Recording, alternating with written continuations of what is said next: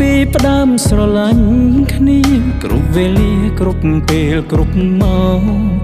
មិនដែលចេញសូស្វីតដាក់គ្នាម្ដងពេលដែលបងនៅក្បែររូបស្រីមានឈ្មោះថាជាសង្សារតែចរិតដូចនាងដទៃបងទាំងទ្រូងខ្លាំងណាស់រៀងរាល់ថ្ងៃស្នេហាអីដូចក្មេងរៀនបាំងធំស្រឡាញ់គ្នាដូចមិនសូវលះចង់ស្ទាំងថប់អា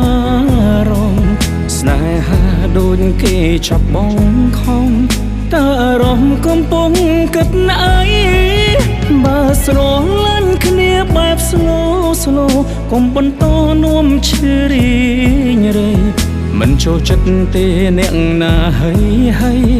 អារម្មណ៍ខ្លីខូចអង្ហើយ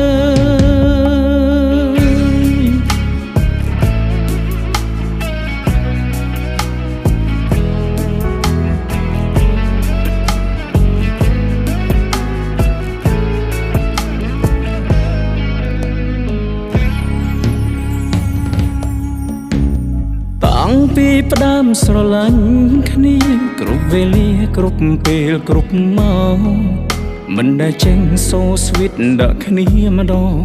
ពេលដែលបងនៅក្បែររូបស្រីមានឈ្មោះថាជាសង្សារតែចរិតដូចអ្នកដទៃបងទាំងទ្រូងខ្លាំងណាស់រៀងរាល់ថ្ងៃស្នេហាអីដូចក្មេងរៀនបាំងធំ